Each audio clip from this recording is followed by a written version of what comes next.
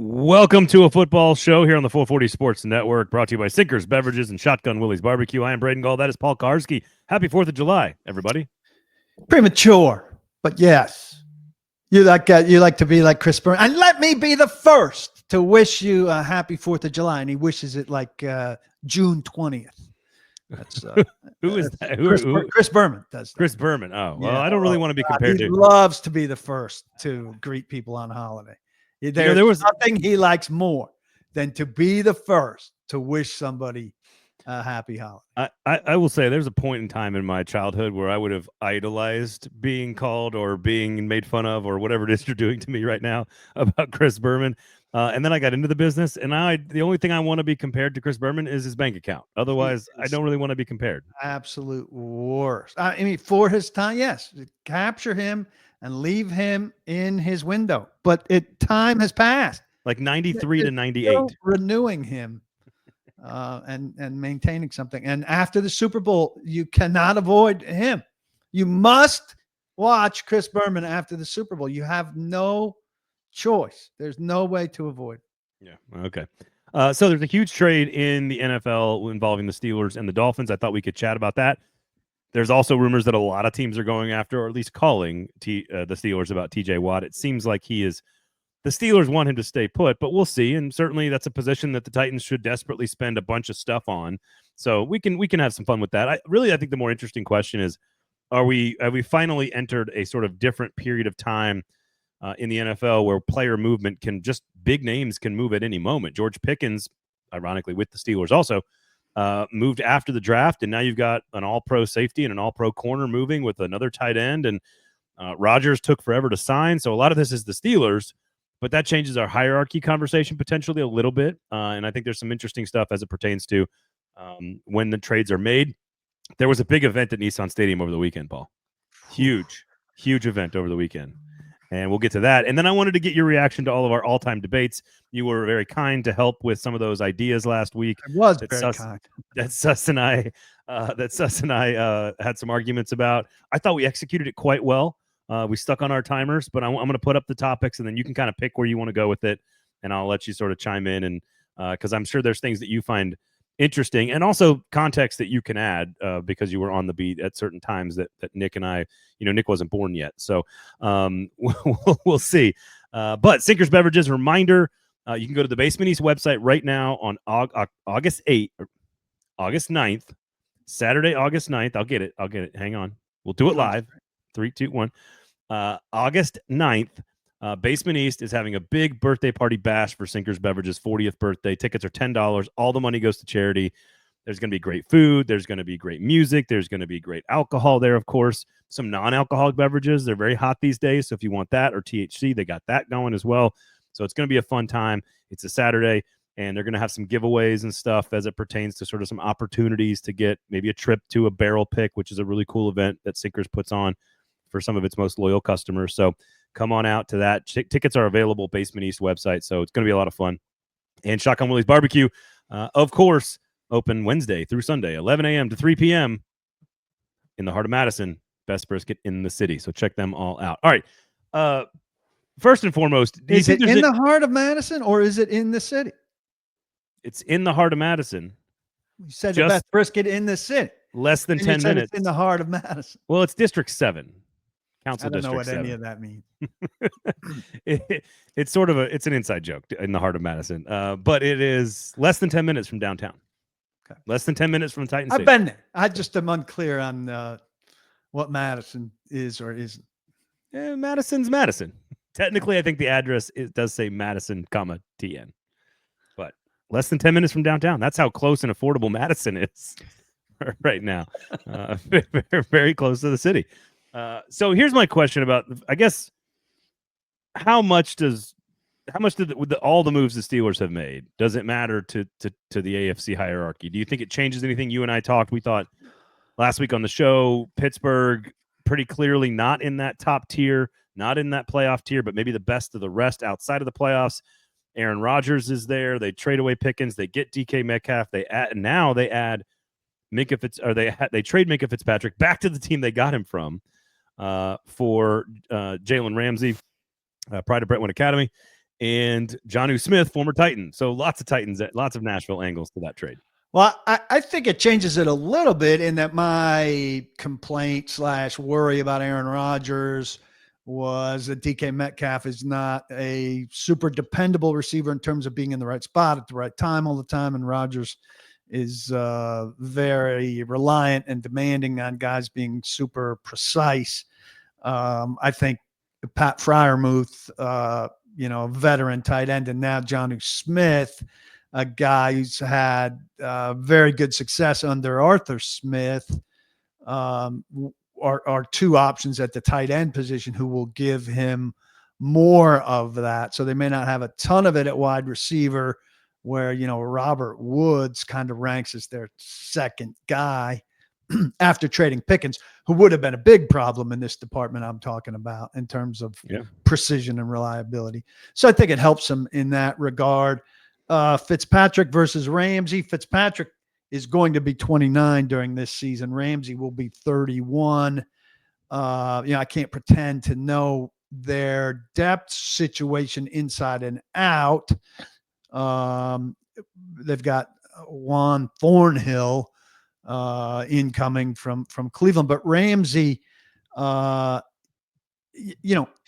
more of a safety. He's almost more of a safety now.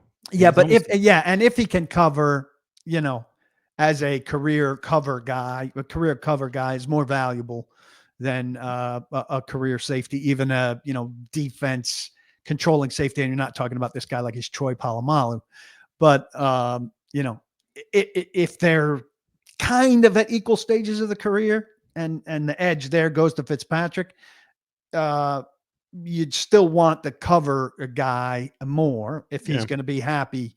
If he's going to be happy with you, and the contract situation and all of that. What I'm under the understanding that Jalen Ramsey is and I think I was reading this somewhere. I think it might have been ESPN. Just a reflection of where the environment he's in. He's a little bit more of a, Miami was a little bit more free spirited, a little bit more out there, a little more South Beach, a little bit more attitude, and he kind of exemplified that.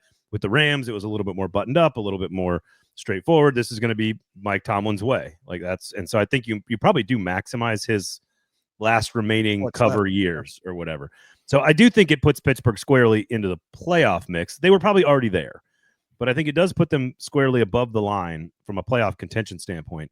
We'll get to the TJ Watt angle, but I guess the other question I have, which I just think is an interesting development in NFL circles in general, which is the idea that big name players, not just like guys getting cut or, practice squad guys, but like big name players are getting moved a lot more often, regular season, in the season, off season, and now during like periods of time where there's no one doing anything. Yeah. I mean, it is more so than it's ever been. And certainly the off season is the time for it. It still happens. It's happening more in season as well. Trade deadline. I think it's part of what the league wanted when it increased the playoff field to keep more teams in it longer.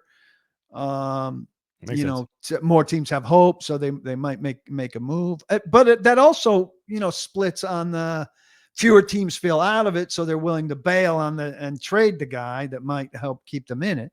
So there's a little bit of a split there, but it's never going to be baseball. You can never trade for a guy and just plug him into the lineup the next day, bat him fifth and put him at third base. A closer, right? Like the scheme change is a big deal, and maybe more of a big deal than it's ever been, in that, we really like the guys that we had here in training camp, and they are culture buy-ins and all of that. And it's hard to bring in a guy who doesn't understand what we do here and all of that. And so there's still a big difference with every other sport in terms of that. You didn't go through training camp with us. You don't understand the nuances of our playbook, which we installed 10 times through the off season and through training camp and all of that. And so I don't think it'll ever open up to the degree that fans might like it, or, and it's just a unique football thing, and that's fine. Football's got other things, and, that's more of a baseball thing, and, to the extreme, that's a baseball thing. But it does make things more intriguing. I mean, the NFL on June 30th, which is the deadest of the dead time, is the headline today. Yeah, no question. In sports. No question. So that brings us to the edge rusher. We've talked a little bit about Trey Hendrickson with Cincinnati, and as of time of taping, I don't think that there's been any movement on that at all in Cincinnati. TJ Watt has not participated in anything. He's not gone to voluntary OTAs or minicamp or anything. He's kind of just sat around, and I'm assuming based on his TV commercials, he's in great shape, competing with his brother on some digital treadmill somewhere. But I am curious because the Titans have such a massive, glaring position of need. They do have lots of resources, at least from a money standpoint. And these are two of the premier pass rushers, and both seem to be clearly angling for deals at their own teams first. But if not, might be willing to take a deal somewhere else. I don't know what acquisition cost would be for TJ Watt, who enters the last year of his deal. I don't know about how you compare the two of them, but it is interesting and worth discussing because if you're a general manager of the Titans, you should be at least kicking the tires on this to see if it's a possibility. 30-year-old pass rushers, both of them, terrific players. And if the Titans were on the verge or felt like a pass rusher away, you'd certainly put them in a conversation where they should be examining both. They're not that, and it's going to be hard for fans to watch them this year where they are almost undoubtedly not going to rush the passer well enough. And you're going to say, boy, Hendrickson or Watt could have really probably done wonders for this defense. But in terms of, their intention on how they're going to build this team and the timing and all of that, it just doesn't make sense for them to give up the resources that it would take to get these guys, which should be, a reasonably high pick. I don't see you getting either of them for less than second rounder. And we just watched the Titans go through a draft lacking a third rounder, right? And the pain that came with that. And, I'm not saying it'd be another L'Jarius Sneed situation, but what if it's another L'Jarius Sneed situation? And then, I think that Watt and Hendrickson both have a lot left.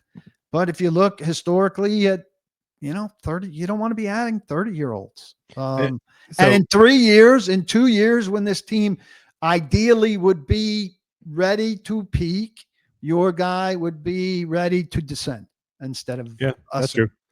So neither player has missed a game each of the last 2 seasons. So both players have played every single game the last 2 years, both drafted in 2017. And ironically, the conversation we have had around finding a pass rusher, Femi Oladejo, for example, is that it's hard to find bona fide number ones outside of the first round or outside of the top half of the first round. And of course, TJ Watt was the 30th pick in that draft, and Trey Hendrickson was a 103. So 2 of the best pass rushers, and the 2 we're talking about, were found quote unquote later, at least one very much later and one back half late first round. I know.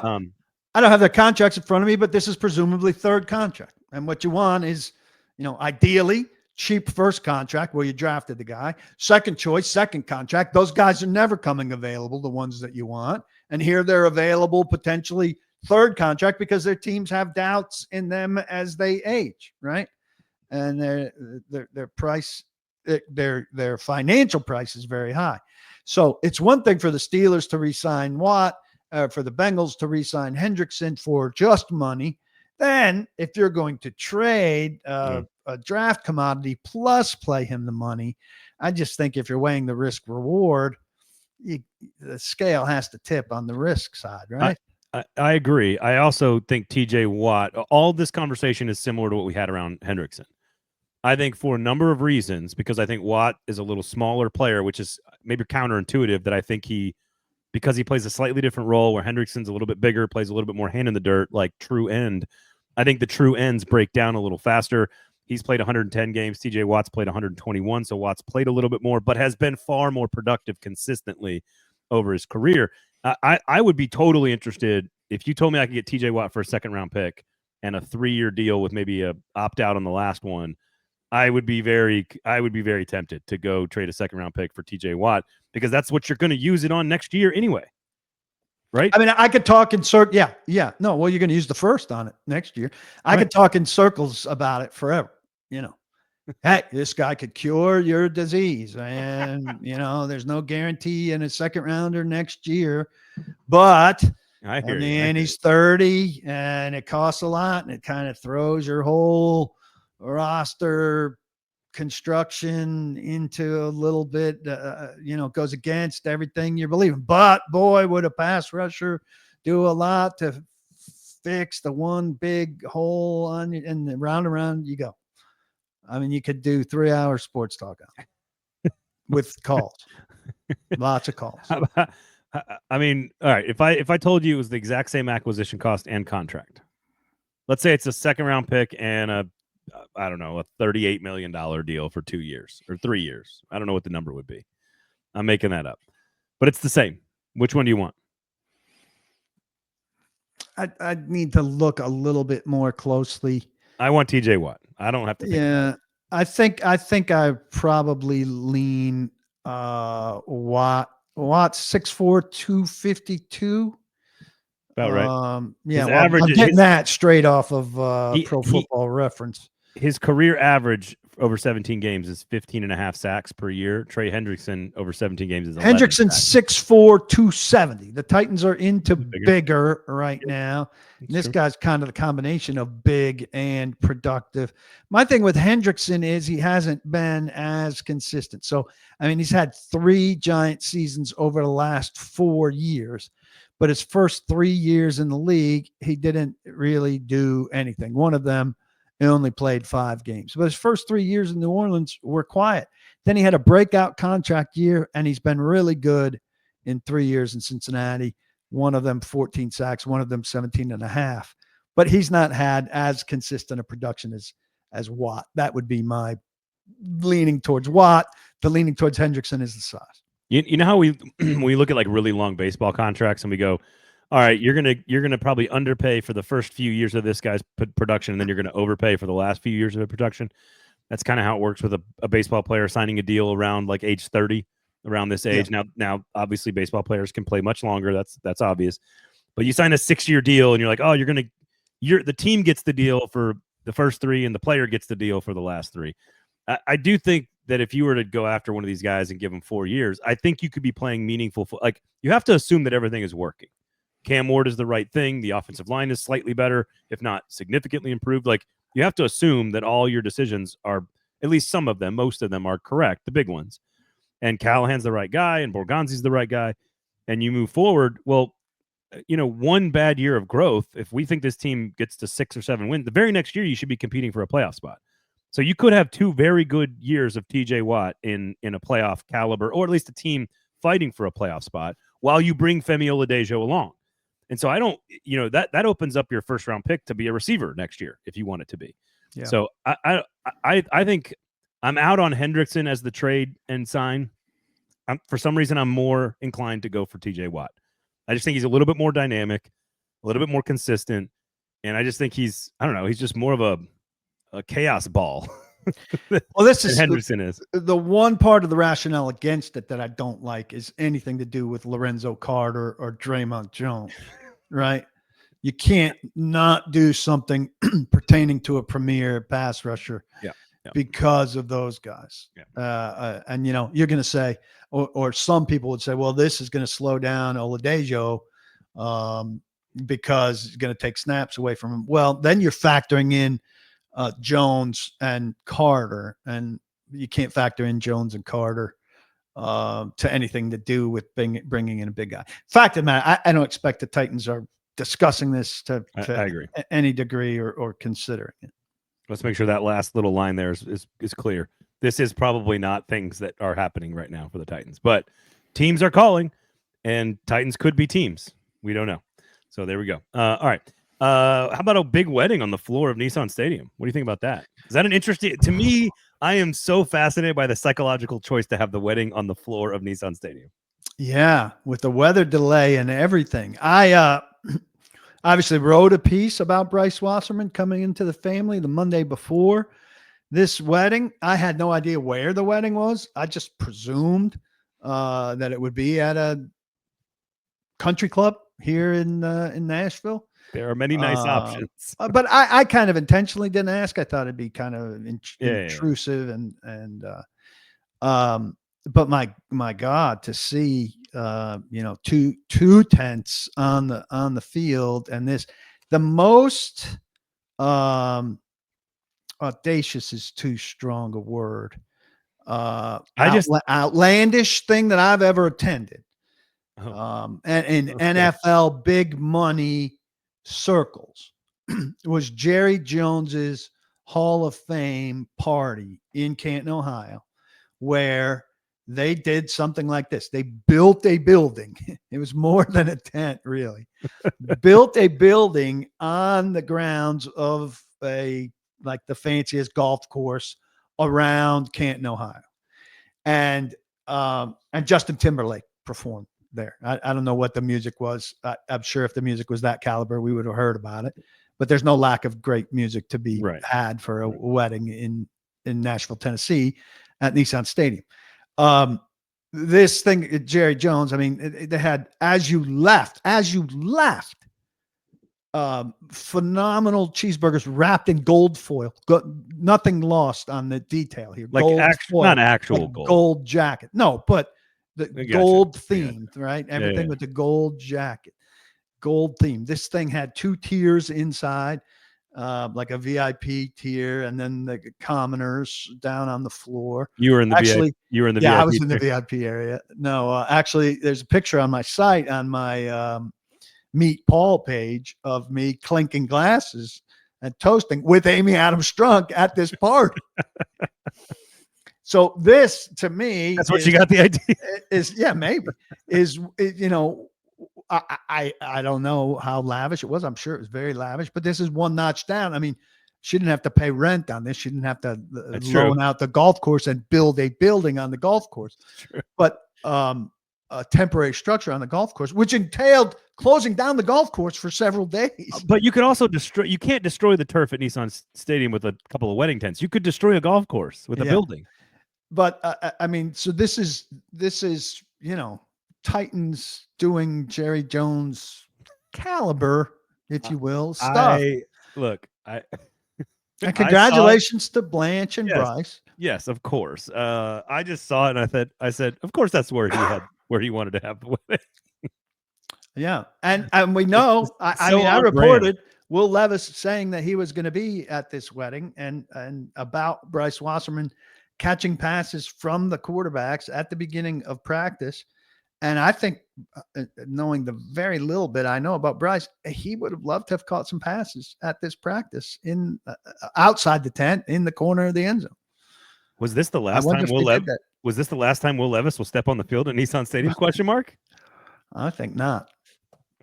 I mean, you're touching on that. Okay, the practice. No, but I got a stronger sense from somewhere inside the organization that they agree with the thinking that I've pushed, that Will Levis is a not insignificant notch better than Brandon Allen as a backup quarterback option for this franchise this season. I would agree.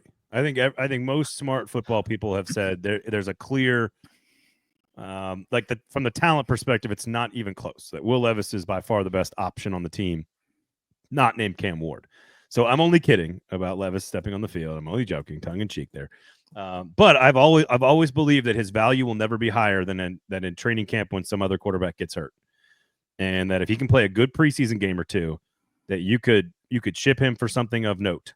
Because the goal is still to have Cam Ward start every game and play every snap that you need to play. But quarterbacks get hurt. And if you're interested in winning some games this year, which I think they need to be interested in as a franchise, I think it's a mistake to go with somebody other than Levis as the backup, provided that he comes to terms with all of this. And I think he's a pro.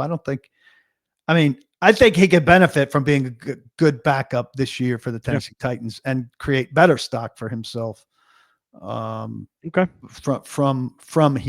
that vantage point than from where he is now. Does it say anything about where Blanche wants to? I mean, am I reading way too much into where they chose to put their wedding? It's just interesting to me. I just find it very interesting. It is the family business, so it makes sense. To your point, it costs $0 to rent out the facility, and the event space is generally very expensive. Number one big ticket item on a wedding like I this. don't think the finances are a concern. But not a concern. Right, that's not a concern. I just find it interesting, like, because a lot of kids of owners have no interest in being that kind of putting this stuff close to it. Now, Bryce is in the organization, though. He works in the organization in a prominent role. So it's just I just find it to be interesting psychologically, but from a young new couple deciding this. And it's me being a nerd. That's fine. And look, we can only, speculate. She has no attachment to the team outside of, who her parents are. I mean, she's got no employment, whatever. Her now husband, from everything I could tell in writing a piece about him, besides, working for the team, is just crazy about the team and football and being somebody who's gotten his foot in the door and has some level of influence, if you will. Yeah. And so I can imagine him throwing out that, that's what I'm thinking. Throwing out the idea and her being like, yeah, sure. I mean, I think she probably got everything she wanted in the setting that maybe he wanted, if I was to speculate. Rarely do we get what we want out of the wedding. That is for sure. Well, that's not true. We get the most important part, Paul. Oh, yes, we do. All right. Which is a prenup. So let me, first of all, Sinkers Beverages, Shotgun Willie's Barbecue, two great sponsors. Make sure you swing by paulkarski.com also, another great local business. You can support them as well. So check out all the other great shows. We got great coverage on the 440 Sports Network, the Lower Broad Hockey over the Preds draft and whatever the hell else they're doing right now. We got Nashville SC, 13 consecutive unbeaten matches right now for Nashville SC, maybe the best team in MLS. We got coverage at Club and Country. We've got SEC Football Live. We got all kinds of great stuff covering the Titans as well. So support all the good local businesses, Sinkers, Shotgun Willie's, paulkarski.com, and all the other 440 Sports shows. All right. I want you to pick what you want to talk about here, Paul. There you go. Laterals are non-fact. There's nobody. Adam Schefter chooses to continue to talk about this. The Music City Miracle was a legit play. That only fringe, like conspiracy theory people debate that. The A.J. Brown trade is the same thing. The A.J. Brown trade, everybody knows, was a catastrophic trade for the Titans. Most of us knew it at the moment they did it. The organization has spent the better part of 25 years failing at the position. You finally have a success, and you deal them away after 3 seasons. Ridiculous. The record book thing didn't really become an issue until after the Texans got going and really wanted. It's more about the uniforms than the records, I think. I don't know why it personally bugs me. I just don't like. I don't like either. It. You should get over it. Mariota, what? Give me the context of the Mariota. Was he a good quarterback? He was for a short time, and then he wasn't. And I mean, I think the testament to that, we can go into this a little bit. I think that the testament to that is that when he left, he got backup jobs. And if other people were watching him and saying, you know what, that guy, the setting, and Vrabel became too much for him, and all he needs is a change of scenery to go back to being a guy who can play like the number 2 pick was expected to play and get back to what he did in his very promising rookie season. Let's get him out here. It would have gone that way. And what we saw was him play a very good game as a backup for the Raiders and get hurt again. And so look, so I got very frustrated with Mariota at the end because he refused to change. He said going into that last season, everything's on the line for you here. What are you going to change to make things work? And he basically said, nothing. I'm going to change nothing. I'm going to keep doing what I've been doing because this is how I do things. And this is what's almost, he said, worked for me, not acknowledging that it wasn't working for him. And I think that was a huge failure on his part. He did the one thing he changed during the course of his time with the Titans was he was not a guy that came out for early warmups for a long time before the game. He only came out for official warmups. And he did change that over the course of his career, where he did come out before the early warm. I mean, some guys are out there warming up. I think they probably overdo it. They're out there at 8 a.m. or whatever. I don't need that.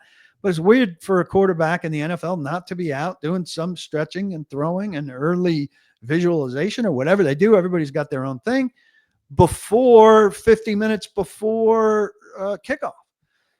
And I thought that was weird. But I think mentally and physically, he turned out not to be the quarterback you want. Vrabel, firing Vrabel, I mean, we're about to really find out. And I think he's being now overcast as a franchise savior. I do think that New England's in good shape long term. I think it's one of those where it's like it might have been the best move for both parties involved. I don't think it was the best move for them here. I think I think they should have kept him. What I'm saying is that time sometimes, like, just because you're still a very good coach and you need a coach doesn't mean that you should be together. Yeah. Right. Well, I think, you can't figure out how to manage his personality, and he doesn't have a manageable personality. So that means you failed on your course to him, and it's like a lot of people with strong personalities. They get good in at their job, and then their boss doesn't have any control over them to a degree. And that's a management failure. And I think that's a big Titans organizational failure. That Amy, that Burke Nihill, that other people at the top of the Titans corporate depth chart didn't have a handle on Mike Vrabel, and felt like, well, that's a big part of why we have to get rid of him. And they talk about organizational culture was a problem, but locker room culture is more important than organizational culture. And there was no problem with the locker room culture with Mike Vrabel. His guys loved him.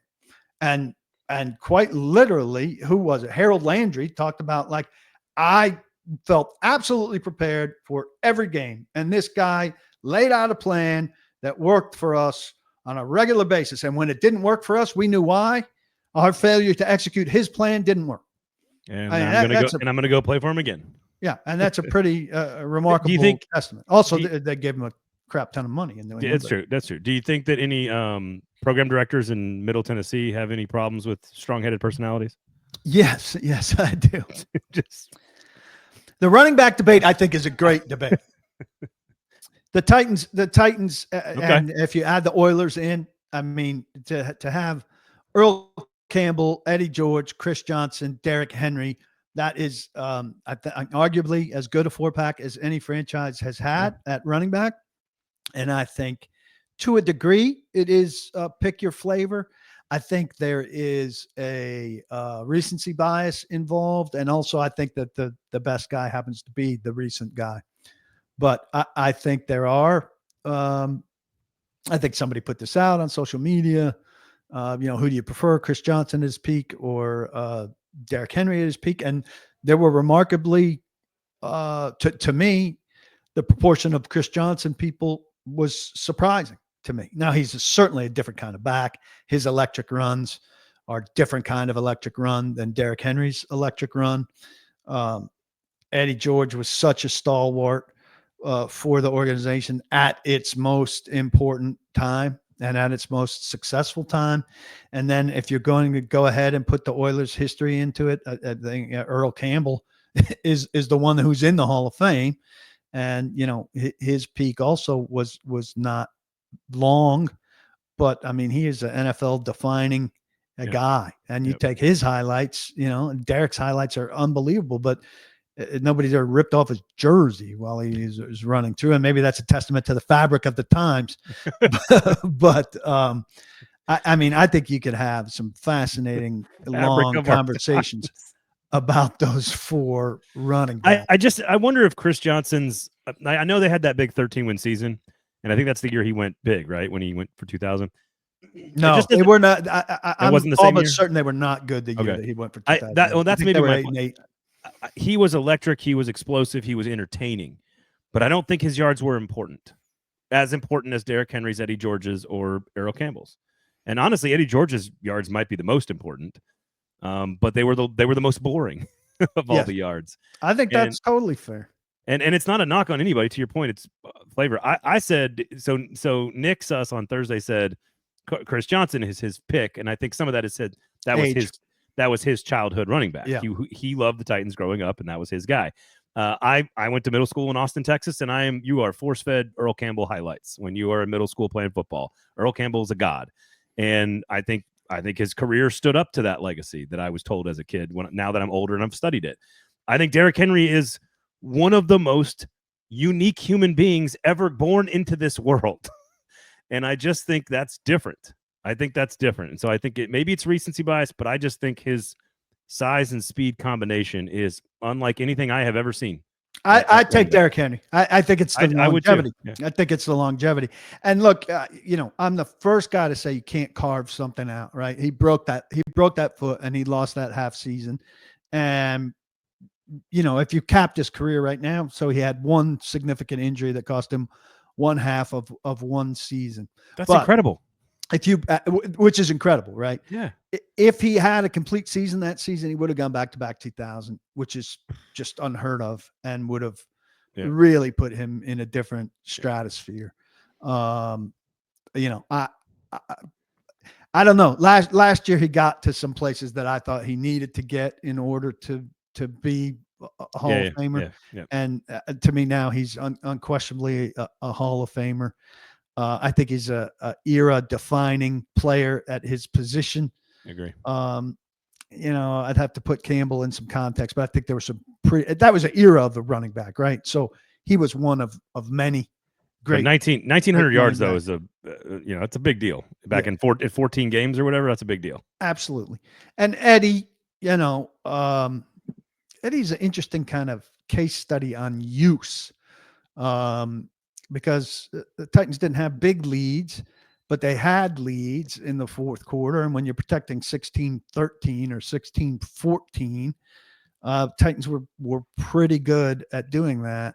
And what's funny? Here's an interesting angle on this whole thing is I think that Eddie actually, I think the other three guys will all be remembered as, I don't want to say better than they are, but no shine will come off the other three guys. I think I know where you're going here. Shine has come off of Eddie George.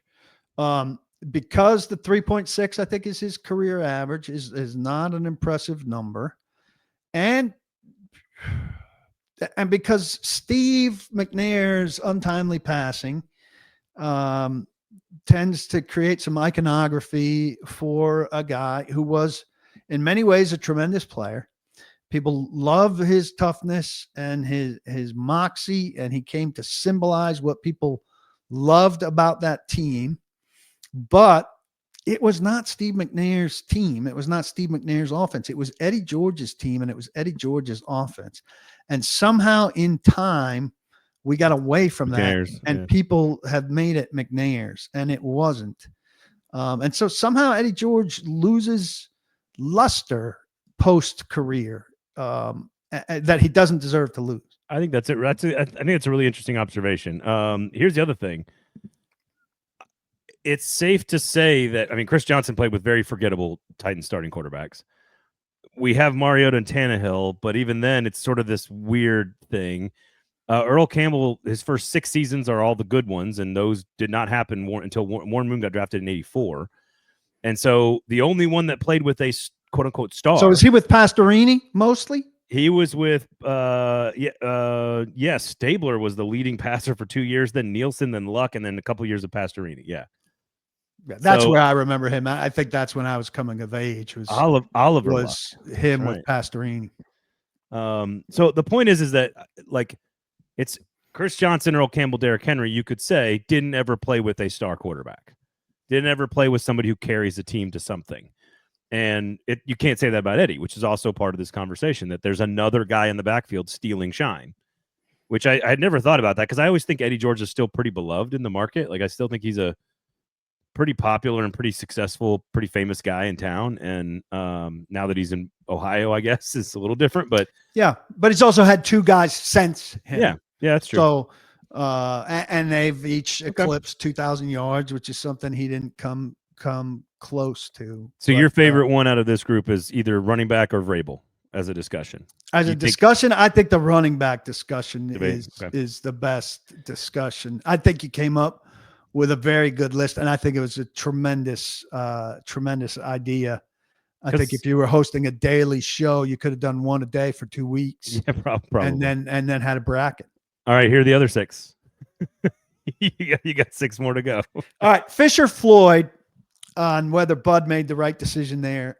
I do think he did make the right decision there. I think they both got too powerful. I understand they couldn't both go the same way. And I think they both got dated. But I think Floyd's personnel choices had kind of faded. Though Vince Young's not on him, so that was a problem. I don't know. That's a tough one too. Where would Floyd have gone with coach? Where would Floyd have gone with coach would be a very interesting conversation, as opposed to where Bud did go with GM, which was bad. The Reinfeldt and then Rustin Webster thing. Uniforms. I did not have the uniform fascination of other people, except this insistence that people think that red was in the pipeline to be worn, as opposed to red was something to get the pro shop cash registers churning, which is all it ever was. Now, the Titans uniform thing, I think, is interesting. I don't know if you went there much. And that, to me, is what has really restoked or ignited the rivalry with the Texans. I mean, those uniforms are the best out-of-use uniforms in all sports. I mean, nobody's thinking about the Seattle Supersonics uniforms. Oh, they're good. Those are good uniforms, though. Right. I think those are the second best that are out of use. Right. But they are not. Nobody's pining for them on a regular basis. And every time we see the Oilers uniforms out, there is a national conversation about how great they are. And that's the only reason anybody has any national inclination to give the Texans anything that belongs to the Oilers, is that they want to see those uniforms worn on a regular basis. Well, and what's fascinating is that it's also one of the more unique transitionary situations. That the city of Houston's like, fine, get GTFOH, man, get out of here, but you can take the logos and the trademarks and the copyright in front. You can take all that with you. That's just unusual. And each NFL expansion or movement is sort of different structurally and legally. And the fact that is a great uniform, the fact that the Titans didn't go too far from the color scheme on purpose, and that they still sell the merch, and that they still, I mean, it's just unique in this sort of like situation. I find the rebrand I thought the rebrand by Amy Armstrong was a huge success. I think it's a huge success. The uniforms look more modern. They look more like gladiator-ish. I think they look more Titan-ish, more Greek god, whatever they're going for. It looks less like 90s clip art to me, like the old uniforms did. And so I think they've had really smart rebrands, and they have an extraordinary third uniform that they wear against Houston. I just think it's great. So I think most people liked them when they came out. It was a big success. But then 3 years later, they were saying we need new uniforms. So I don't think they were very sticky. I think the Navy helmet is a huge upgrade. I think the Navy helmet is a huge upgrade as well. Yeah. But the flaming thumbtack, as it's called, is not a great logo by any means. Taylor Lewan as a talking point. This could be like the poster boy thing for judging in the moment and judging long term. And this is the best thing that Rustin Webster did. He saw in Seattle that they were not prepared for Walter Jones to leave. And so this was not a need when they drafted Taylor Lewan, because Michael Bruce was a year away from retiring. And so everybody said, what the hell? Nobody was expecting a tackle. And everybody said, what the hell? And he's an extraordinary athlete tackle with extraordinary movement skills. And to get him a year ahead. Now, look, he should have had a much better career than he had. The knee stuff got in the way. I don't know that he was the same player after he got the contract in terms of maybe motivation. He won't see this, but and that's a conversation I'd have with him. I think he got a little distracted. I think the knee got in the way. I think the PED suspension got in the way. But that was a great draft pick. Yeah. And that was a great foresight draft pick for a franchise that didn't always have the benefit of being able to draft 2 years ahead, like this team doesn't now. But that's to me, maybe as you and I were talking through the list, the quintessential bashing it in the moment. And 2 years later saying, boy, that was good foresight by Rustin Webster, who didn't get credit for much, didn't make a lot of good moves, but that move, and the Titans going from Brad Hopkins to Michael Roos to Taylor Lewan, they had left tackle nailed down for a good stretch there in some very good player acquisition, player personnel decisions, draft decisions. Mularkey, look, it's tough to fire a coach who just took you to the playoffs for the first time in a long stretch. But I didn't disagree with the overall theme that Mike Mularkey had maxed things out. And he wasn't going to change his offensive staff. That was the big problem. Terry Robisky was an absolute dinosaur. I did a piece. This nailed it down to me. In Arizona, they stayed in Arizona for a week after they played the Cardinals. Then they went to San Francisco. And this is where Mike Mularkey, this piece didn't have anything to do with it, but it's where Mike Mularkey sealed his fate with John Robinson.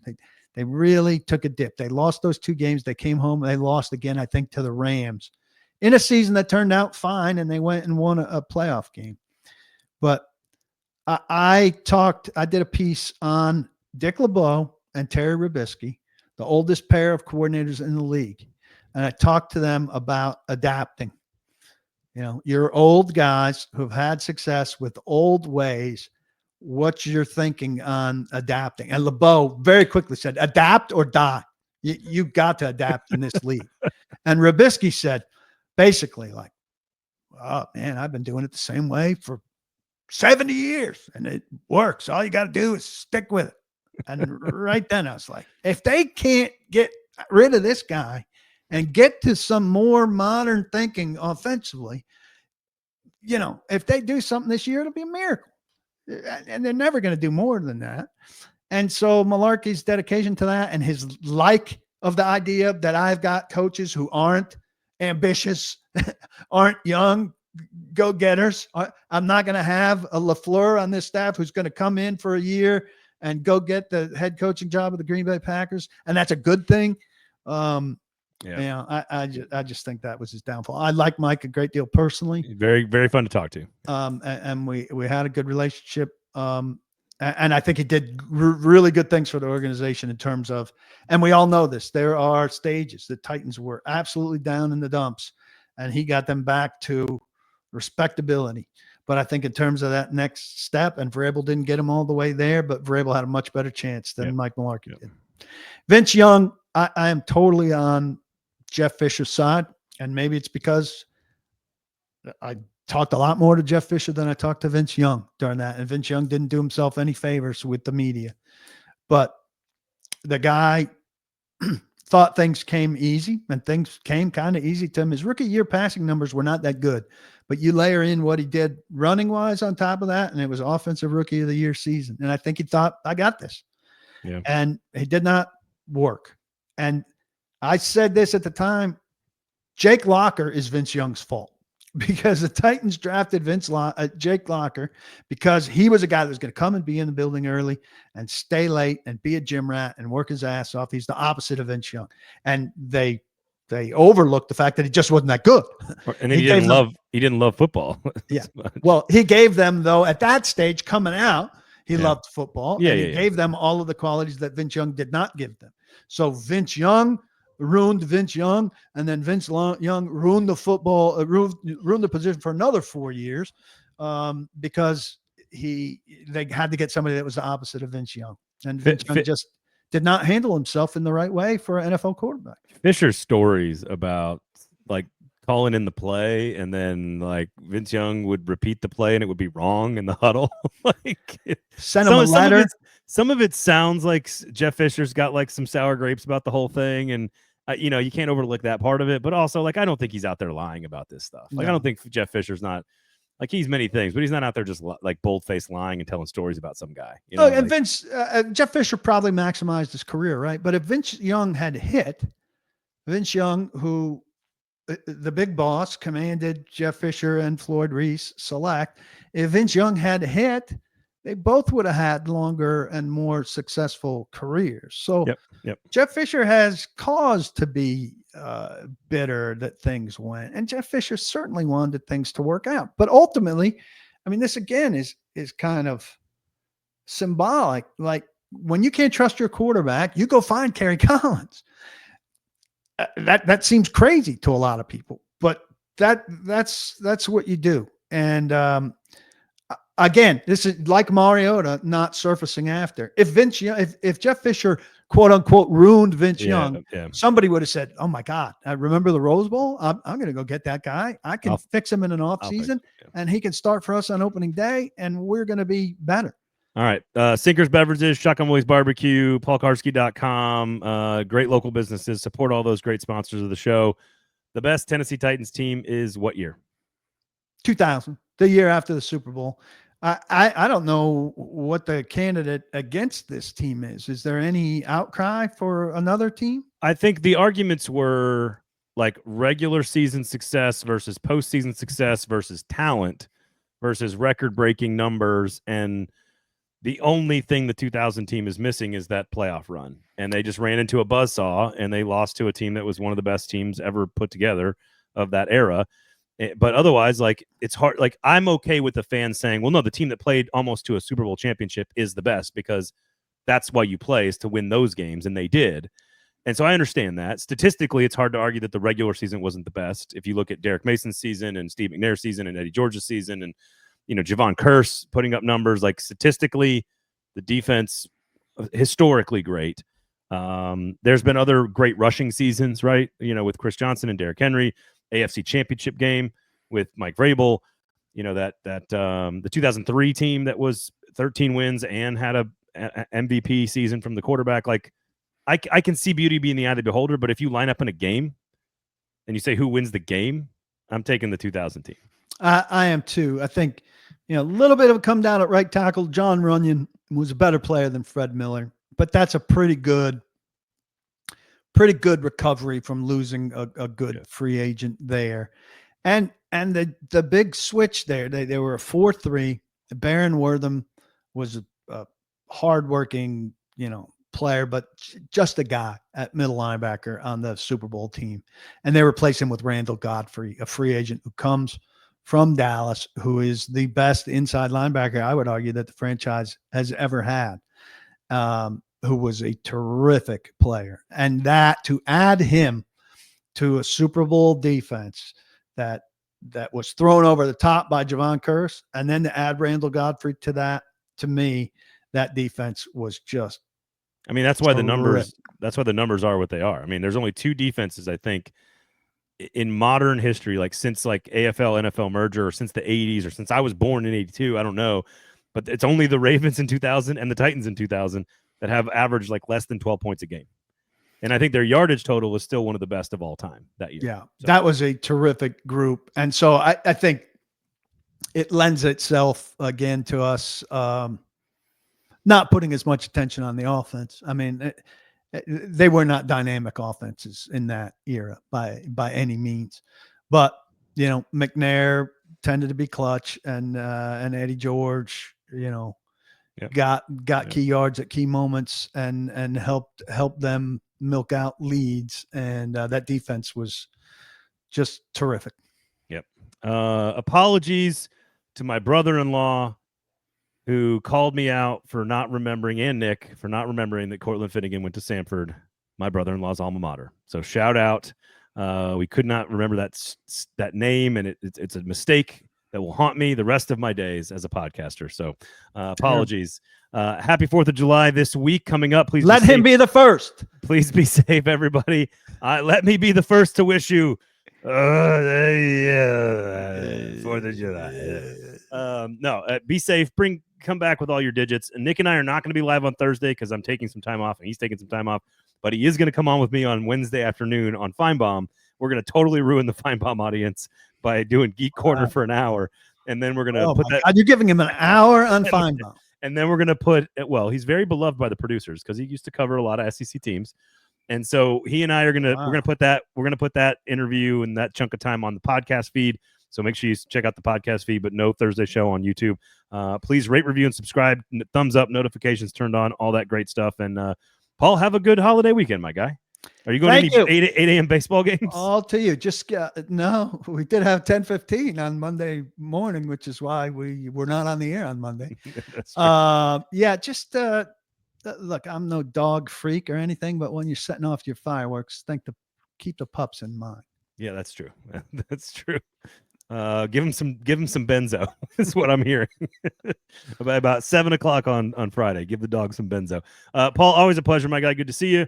Everybody out there, have a great week. Again, you can catch Nick and I on Feinbaum, then on the podcast feed. Otherwise, we're going to take some time, and we'll be back on Monday, better than ever, back and better than ever. So for PK, I'm Braden. Thanks for listening. We'll talk to you next time.